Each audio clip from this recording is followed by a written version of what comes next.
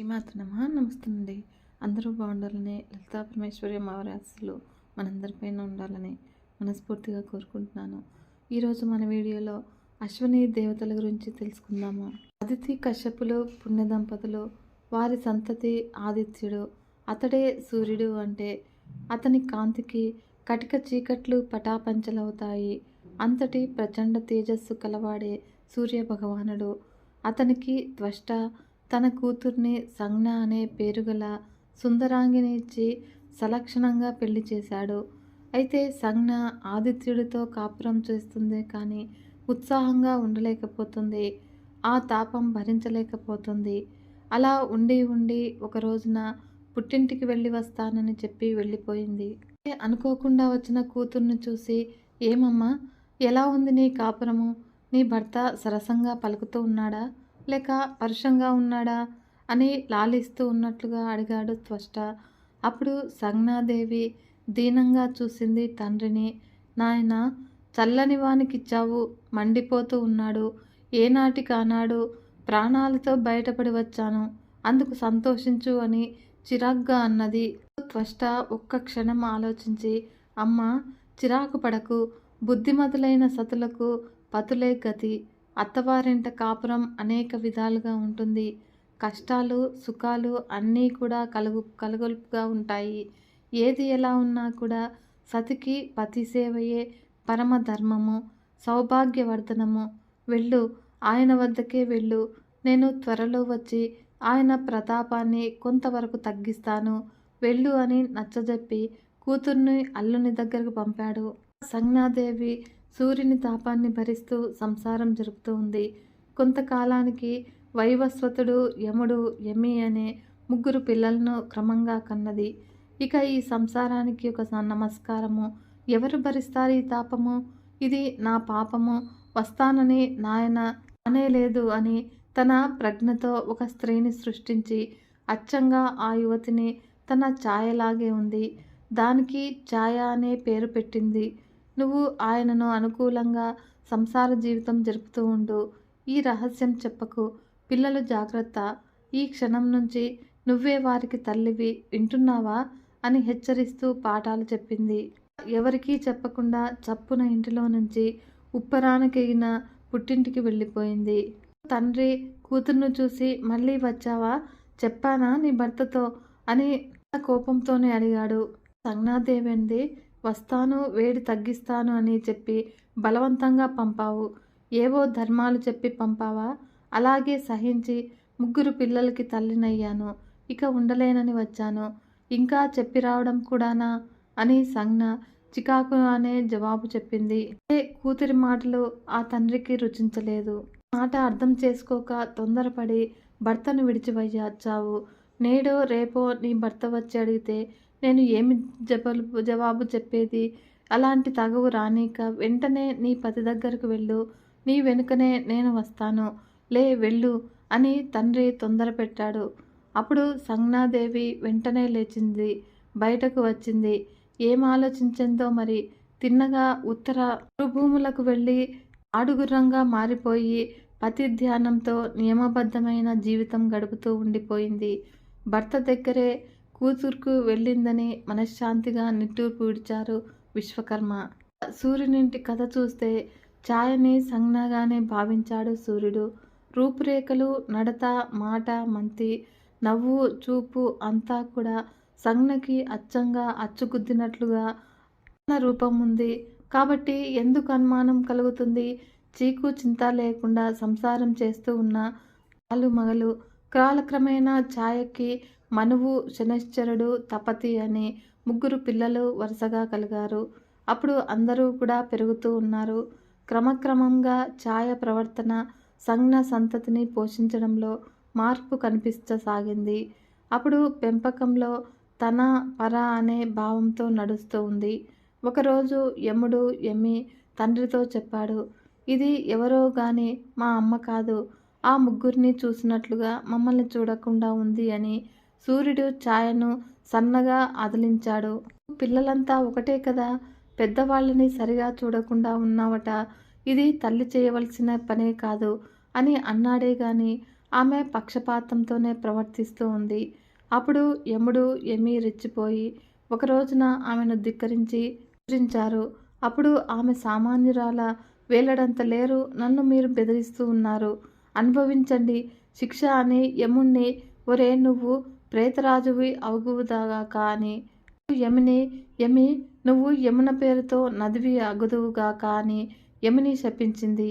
అలా ఆ తిట్లు సూర్యుడికి తెలిసాయి. అదే ఆదిత్యుడు అసలే ప్రచండుడు కోపంతో మరింత చెండ ప్రచండుడై, ఏమే ఎవరు నువ్వు, సంజ్ఞవు కావా, నిజం చెప్పు లేదా నీ పని పట్టిస్తాను చూడు అని ఛాయను బెదిరించి, ఒరే శని నువ్వు మందుడవై క్రూర దృష్టిగల పాపగ్రహస్తువై పోరా అని శనిని, ఓసే తపసి అదే పేరున నువ్వు నదివై పో అని తపతిని శపించి కాస్త శాంతించి ఆలోచించాడు. ఏమిటి తగవు, సంజ్ఞ ఏమైనట్టు, ఏముంది, ధ్యాన మహిమ వల్ల తెలిసిపోయింది. ఇదంతా కూడా సంజ్ఞ ఆడిన నాటకమని. అశ్విని రూపంతో కురుక్షేత్రంలో ఉన్నటువంటి భార్య దగ్గరకు వెళ్ళి తాను అశ్వమూర్తిగా మారిపోయాడు సూర్యభగవానుడు. అలా అశ్వినిని సమీపించి క్రమక్రమంగా అనుకూలతను సంజ్ఞను అనుకూలంగా చేసుకున్నాడు. అశ్విని తనలో కలిగిన వికారానికి ఆశ్చర్యపడలేదు. పతివ్రతనైన నన్ను ఆదిత్యుడు సూర్యుడు తప్ప ఇంకొకడు ఎవడైనా కూడా సృష్టించగలడా, ఈ అశ్వరూపధారుడు నా పతి చండకరుడే అని మనసా సంతృష్టి పొందుతూ పరవశురాలైంది. అలా అన్యోన్యంగా ఉన్న ఆ అశ్వదంపతుల అనురాగ ఫలంగా కవలలు పుట్టారు. వారే అశ్విని దేవతలు. మోహనమూర్తులుగా ఉన్నటువంటి ఆ జంట బిడ్డలను చూసి సంజ్ఞ సూర్యులు నిజరూపాలు ధరించి ముద్దులాడుతూ ఉండగా బ్రహ్మ వచ్చి ఆ శిశువులకు దివ్య శక్తులను, దేవతలలో ముఖ్య స్థానాన్ని, యజ్ఞ భాగాన్ని, ఆయుర్వేద ప్రావీణ్యాన్ని ఇచ్చి వెళ్ళిపోయాడు. అప్పుడు అశ్విని దేవతలు స్వర్గానికి వెళ్ళారు. సూర్యుడు సంజ్ఞతో తన భవనానికి వచ్చాడు. ఇలా కొంతకాలం పోయాక విశ్వకర్మ వచ్చి సూర్యుడిని స్తుతించి ప్రసన్నుణ్ణి చేసుకుని ఒక దివ్య చక్రంలో ఉంచి ముమ్మారు తిప్పాడు. అలా ఆ త్రిప్పడం వల్ల సూర్యుని చండత్వం చాలా వరకు మాయమైంది. అప్పుడు సంజ్ఞాదేవి సంతోషంతో సూర్యమండలంలో నిలిచింది. ఛాయ సంజ్ఞలో లీనమై అన్ని ప్రాణులకు రేయింబవళ్ళు ఛాయ అంటే నీడలాగా నిలిచింది. అశ్విని కుమారుల జన్మకథను విన్నారా? ఇంకేమి చెప్పమంటారు? ఏమి మహానుభావ భరద్వాజ అడుగు అని సూతుడనగా భరద్వాజుడు మరుద్గణం జన్మకథ చెప్పవలసిందిగా కోరాడు. సూతుడు ఇలా కథను చెప్పడం ప్రారంభించాడు. ఒకప్పుడు దేవతలకు దైత్యులకు కూడా యుద్ధము ఉధృతంగా జరిగింది. దానిలో దైవబలం సమృద్ధిగా ఉన్న దేవతలు దైత్యులను చాలామందిని హతమార్చారు. కొందరికి కొండలకు కోనలకు దారి చూపారు, వెంట తరిమారు. కొడుకుల పాటు దితి చాలా దుఃఖించి ఇంద్రుణ్ణి మట్టుపెట్టే కొడుకును కోరుకోమని పతి అయినటువంటి కశ్యపుణ్ణి సన్మతితో ఆరాధించనారంభించింది. అలా ఆమె భక్తి తాత్పర్యాలకు సంతుష్టుడైన కశ్యపుడు అయినటువంటి కొడుకును పుడతాడు. కానీ నువ్వు శుచిగా ఈ గర్భాన్ని 100 ఏళ్ళు భరించాలి. అలా అయితే నీ కోరిక నెరవేరుతుంది. అశుచిత్వము ఏమాత్రం సంక్రమించినా కూడా నీ గర్భము చిన్నాభిన్నం అయిపోతుంది అని హెచ్చరిస్తూ ఉన్నట్లు అన్నాడు. అలాగే ప్రస్తావిస్తున్నానన్నది దితి. దితి గర్భవతైంది. శుచిగా గర్భపోషణ చేస్తూ ఉంది.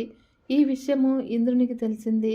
అప్పుడు ఒక ముసలి బ్రాహ్మణుడుగా మారిపోయి దితి వద్దకు వచ్చి ఆమెకు పురాణ కథలను చెప్తూ నవ్వుతూ నవ్విస్తూ నమ్మకం కలిగించేటట్లుగా ఉన్నాడు.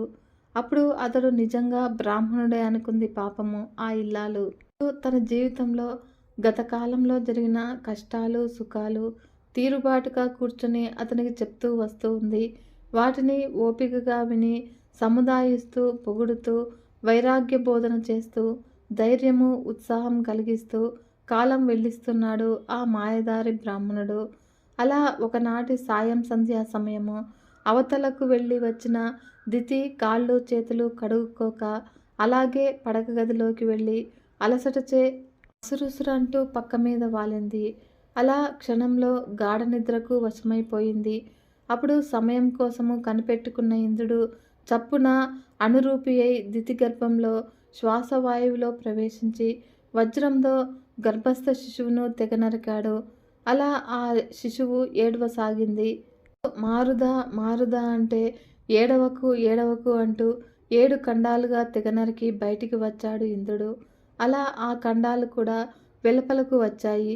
అంతలో దితి తెలివికి వచ్చి లేచి కూర్చుని జరిగిన దారుణ కృత్యానికి గట్టిగా ఏడ్చింది. ఇక ఏడ్చి ఏమి సాధిస్తావు? మేము ఆ ఇంద్రుడి దగ్గరికే పోతూ ఉన్నాము అని ఆ శిశుఖండాలు మారుదా మారుదా అనే రీతికి అనుగుణంగా మారుత నామంతో ఇంద్రుని చేరి సహాయక కర్మలై ఉంటూ ఉన్నారు. అదే మరుద్గణము అని సూతుడు చెప్పగా విని అంతా కూడా ఆశ్చర్యము ఆనందం పొందారు. దుస్సంకల్పము ఎన్నడూ కూడా ఫలించదు అని ఒక మాట అన్నాడు భరద్వాజుడు. సాయం సంధ్యా సమయము ఆనాటి నుంచి అసుర సంధ్య అనే పేరుతో వ్యవహారంలోనికి వచ్చింది. ఆ సమయంలో ఎవరూ కూడా పడుకోకూడదు. అందున గర్భవతులు పక్క వేయకూడదు. దైవ ప్రార్థనతో ఆ సమయాన్ని గడపాలి. తర్వాత భరద్వాజుడు సూత మహర్షిని నిర్మాల్య మహిమ గురించి అడిగాడు. అప్పుడు సూత మహర్షి ఇలా చెప్పడం ప్రారంభించాడు. దేవ పూజ చేసిన పువ్వులనే నిర్మాల్యము అంటారు. దానిని గురించి కదా ఏదైనా చెప్పవయ్యా అని భరద్వాజుడు అన్నాడు. సూతుడు ఇలా చెప్తూ ఉన్నాడు. పూర్వము చంద్రవంశ రాజుల్లో శంతనుడు చాలా పెద్దవాడు. అతడు దాన ధర్మాలకు దైవభక్తికి ఎంత పేరు పొందినవాడో బల పరాక్రమాలకు చల్లని పరిపాలనకు కూడా అంతే పేరు పొందాడు. అతని మంచితనానికి బహుమతిగా ఇంద్రుడు మంచి రథం ఒకటి ఇచ్చాడు. అలా మంచి రోజు చూసి దానిని అధిరోహించాలని అనుకుని దాన్ని రథశాలలో ఉంచాడు. శంతనుడు నారదుని ముఖతః నరసింహస్వామి మహిమ విని భక్తి శ్రద్ధలతో స్వామివారిని ఆరాధిస్తూ ఉండేవాడు. ఒకనాడు ఉదయకాలము ముహూర్తం బాగుందని దైవజ్ఞుడు చెప్పగా దేవదత్తమైనటువంటి దివ్యరథము ఎప్పుడు ఎక్కుతానా అనే కుతూహలంతో ఉన్నవాడు కనుక త్వరగా స్వామి పూజ చేసి బయటికి వచ్చాడు. అలా రథశాలకు వెళ్ళి రథాన్ని వెలుపలకు తెప్పించాడు.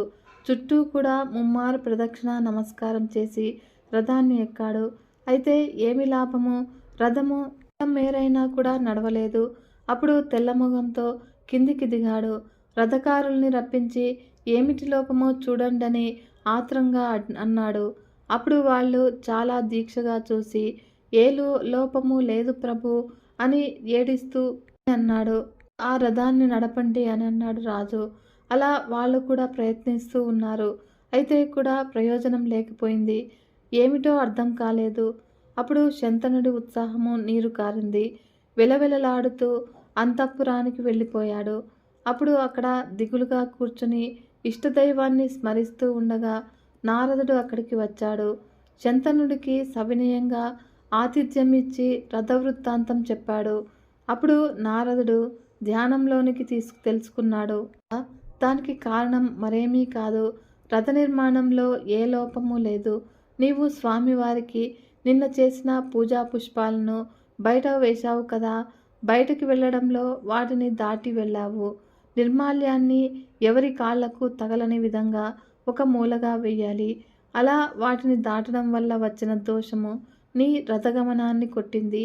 నీ మాటకేమి నీకు రథం ఇచ్చిన ఆ ఇంద్రుని కొడుకే ఇలాంటి ఆటంకం కలిగించింది. ఒకప్పుడు ఆ కథ కూడా చెప్తాను విను అని. అంతర్వేది అనే చిన్న పట్టణంలో రవి అనే ఒక మాలకారుడు రకరకాల పూల దండలను రమ్యంగా అల్లి మొదట అల్లిన దండలు 3 ముచ్చటగా నరసింహస్వామి వారికి సమర్పించేవాడు. అలా ఆ దండలల్లడంలో వాని భార్య కూడా నిపుణురాలు. అలా ఇద్దరూ కూడా దండలు అల్లడంలో ఎంతో శ్రద్ధ ఒద్దిక చూపేవారు. స్వామివారికి సమర్పించగా మిగిలినవి పురోహితుడికి, దేవపూజలు చేసేవారికి, కొన్ని అంగడిలో అమ్మకానికి నిర్ణయించుకునేవారు ముందుగానే. అలా ఆ పుష్పమాలికల అమ్మకం వల్ల వచ్చే సొమ్ముతో కుటుంబ పోషణ జరుపుకునేవాడు. మరి రోజు పూలదండ అల్లాలి అంటే పువ్వులు సమృద్ధిగా ఉండాలి కదా. అందుకని పెరటిలో దూరంగా ఉన్న తన సొంత నేలకి చుట్టూ ఎత్తుగా వైపులా కూడా ప్రహరీ గోడ కట్టించి లోపల పలు జాతుల పూల మొక్కలు, తీగలు నాటాడు. ఇంటిలో నుంచే ఒకే ద్వారం ద్వారా ఉంచాడు. పైనుంచి పని మనిషి కానీ పశువు గాని లోపలకు రావడానికి ఆస్కారం లేదు. ముల్ల, మాలతి, జాజి, పొన్న, సురపొన్న, చేమంతి, గొజ్జంగి, సంపెంగ ఇలా ఎన్నెన్ని జాతులో ఆ తోటలో ఉన్నాయి. దానికి బృందావనం అని పేరు పెట్టుకున్నాడు. అప్పుడు సూర్యోదయం అయ్యేసరికి కొన్ని పూస్తాయి, కొన్ని సాయం సంధ్యా సమయాన పూస్తాయి. ఆ మొక్కలకి, తీగలకి సమృద్ధిగా నీరు ఉండాలి కదా. పెద్ద నొయ్యి తీయించాడు, దానికి ఏతం ఎత్తించాడు. అలా నలువైపులా కూడా లోతుగా కాలువలు కల్పించాడు. తాను ఏతాములో నీరు తోడుతూ ఉంటే అతని భార్య కాలువలు మార్చుతూ కొన్నింటికి చేదలతో పోస్తూ ఉంటుంది. ఆ తోటలో షష్ఠి గడియలు పువ్వుల పరిమళం పంచిపెడుతూ ఉంటుంది. చల్లగాలి ఆ పక్క నుంచి పోయేవారు రవిని ఎంతో మెచ్చుకుంటూ ఉంటారు. అలా ఉండగా ఒక అమావాస్య నాటి రాత్రి కన్ను పొడుచుకున్న కనిపించని కటిక చీకటి. తొలిజాము ముగిసేదాకా రవి బృందావన సంరక్షణలోనే గడిపి ఇంట్లోకి వెళ్ళాడు. అలా భార్య అరిటాకులు ఎదురుగా వేసి ఆహార పదార్థాలు వడ్డించింది. ఇద్దరూ కలిసి స్వామివారు కథలు చెప్పుకుంటూ భోజనాలు చేసి పడక గదికి పోయారు. తొలికోడి కూసింది. అప్పుడు రవి లేచాడు. దంతధావనం చేసి స్నానం అయ్యింది అనిపించుకొని నరసింహస్వామి వారికి మేల్కొల్పు పాడుతూ పువ్వుల బుట్టలు పట్టుకుని తోటలోనికి వెళ్ళాడు. అప్పుడు పూల మొక్కలన్నీ కూడా స్వభావ విరుద్ధంగా కనిపించాయి. అంతటా దిగాలు పడి చూస్తూ నిల్చున్నాడు. ఏ మొక్కను, ఏ తీగను, ఒక్క పువ్వైనా కూడా లేదు. ఏదో గారడీలాగా ఉంది. నిన్న సాయంకాలము మొగ్గలన్నీ కూడా నింపుగా ఉన్నాయి. ప్రతిదినము ఈ సమయానికి వస్తూ ఉన్నాయి. నిండా కూడా పువ్వులేరుకొని పోతూ ఉన్నానే, ఇవాళ ఒక్క పువ్వైనా లేదే. ఎవరూ రావడానికి శక్యం కానంతగా నలువైపులా గోడ, ఇంటిలో నుంచి తప్ప తోటలో ప్రవేశించడానికి మరో ద్వారం కూడా లేదాయే. మరి పువ్వులు మాయమైపోవడము ఇదేదో ఇంద్రజాలం లాగున్నదే. ఈనాడు నా స్వామికి పూలదండ సమర్పించలేని దౌర్భాగ్యుడనైపోయానే అని కళాకాంతుల్లేని మొగంతో ఇంటిలోనికి పోయి భార్యతో చెప్పాడు. ఒక్క పువ్వైనా కూడా స్థానంలో లేదు. వింతగా ఉంది. అప్పుడు ఆమె కూడా వచ్చి చూసింది. ఆశ్చర్యంగా వెనుతిరిగి వచ్చి నోట మాట కూడా లేకుండా నరసింహస్వామి వారి విగ్రహానికి సాష్టాంగ నమస్కారం చేసి లేచింది. ఈ తప్పు ఎవరిదో స్వామివారే సెలవివ్వాలి అని ఒక్క మాట అన్నది. అప్పుడు బాగా తెల్లవారిన తర్వాత రవి తోటలోనికి వెళ్ళి అక్కడక్కడ కొస మసా ఉన్న పువ్వు తేరి తెచ్చి పువ్వులన్నీ కూడా ఏరి తెచ్చి ఇంట ఉన్న నరసింహస్వామి వారి విగ్రహాన్ని పూజించి ఏదో కొంత తృప్తిపడ్డాడు. అలా ఆ రాత్రి స్వామివారిని ప్రార్థించి రవి పక్క మీద వాలాడు. అప్పుడు కొంతసేపటికి నిద్ర పట్టింది. అర్ధరాత్రి అయ్యింది. స్వామి కలలో కనిపించి, విచారించకు, లే, ఈనాడు నన్ను పూజించిన పువ్వులు తీసుకుని వెళ్ళి తోటకి ఆవల వేసిరా. పువ్వుల కోసం వచ్చిన ఆ ఇంద్రుడి కొడుకు దొంగాటకము కట్టిపోతుంది అని చెప్పి అదృశ్యుడైనాడు. అప్పుడు రవి చప్పున లేచి భార్యను లేపి కథ చెప్పాడు. అతని భార్య అంది, ఇంద్రుని కొడుక ఈ పని చేశాడు అని. ఆమె ఆశ్చర్యపడింది. రవి పూజాగృహంలోనికి వెళ్ళి నిర్మాల్యం తెచ్చి తోట గోడ పక్కనకి చల్లి వచ్చాడు. దివ్యరథము, గంటల చప్పుడు, చంద్రబింబాల వంటి తో ఇంద్రుని కొడుకు వచ్చి గోడకి పక్కనే రథం దిగి లోపలికి దిగాడు. పువ్వులు కోసుకుని రథం ఎక్కబోయాడు. అప్పుడు ఎక్కలేక కిందనే ఉండిపోయాడు. ఏమిటి వింత అని సారథిని అడిగాడు. అప్పుడు రథానికి ఆ వైపున ఉన్న సారథి పరికించి గోడ పక్కన చూసి, కుమారా, స్వామివారిని పూజించిన పువ్వులు కింద ఉన్నాయి. వాటిని చూడకుండా నువ్వు తొందరపడి దాటి రథం ఎక్కడానికి వచ్చావు కనుక నిర్మాల్యాన్ని దాటినందువల్ల ఈ పని జరిగింది. ఆ దోషం పోవడానికి నువ్వు తిన్నగా కురుక్షేత్రానికి వెళ్ళు. అక్కడ మునులు యజ్ఞం చేస్తూ ఉన్నారు. ఆ యజ్ఞం చూడడానికి దేశ దేశాల నుంచి ఎందరో రాజన్యులు వచ్చి ఉంటారు. వారు భోజనాలు చేసి విడిచిన ఎంగిలాకులు తీసి ఆవల పారవేస్తూ ఆ ప్రదేశమంతా కూడా నీళ్లతో శుద్ధి చేస్తూ ఉండు. అలాగా 12 ఏళ్ళు చేస్తే ఈ నిర్మాల్యాన్ని దాటినందువల్ల వచ్చిన పాపం పోతుంది. అంతే దీనికి పరిహారము చెప్పి మేము అమరావతికి పోతాము, వెళ్ళు అని సారథి అప్సరసలను రథంపై ఎక్కించుకొని స్వర్గానికి వెళ్ళిపోయాడు. ఇంద్రనందనుడు కిమ్మనక కురుక్షేత్రానికి సామాన్య మానవుడిలాగా వెళ్ళి అక్కడ 12 ఏళ్ళు ఎంగిలాకులను తీసి పారేస్తూ భోజనశాల శుద్ధి చేస్తూ కాలక్షేపం చేశాడు. తర్వాత పాప విముక్తుడై అమరావతికి పోయాడు. విన్నావా శంతన మహారాజా? నిర్మాల్యాన్ని ఏ దేవతకు సంబంధించిన దాన్నైనా సరే దాటరాదు. వెళ్ళు, నువ్వు కూడా కురుక్షేత్రానికి వెళ్ళి అక్కడ యాత్రికులు భుజించి లేవగానే ఆ ఎంగిలి విస్తర్లు తీసి ఆవల పరేస్తూ ఆ ప్రదేశమంతా కూడా శుద్ధి చేస్తూ ఉండు. అలాగా 12 సంవత్సరాలు చేస్తే పవిత్రుడవై తిరిగి వస్తావు. దేవదత్తమైన రథం ఎక్కడము, అది నిరాటంకంగా వెళ్ళడము అవుతుంది అని చెప్పి వెళ్ళిపోయాడు నారదుడు.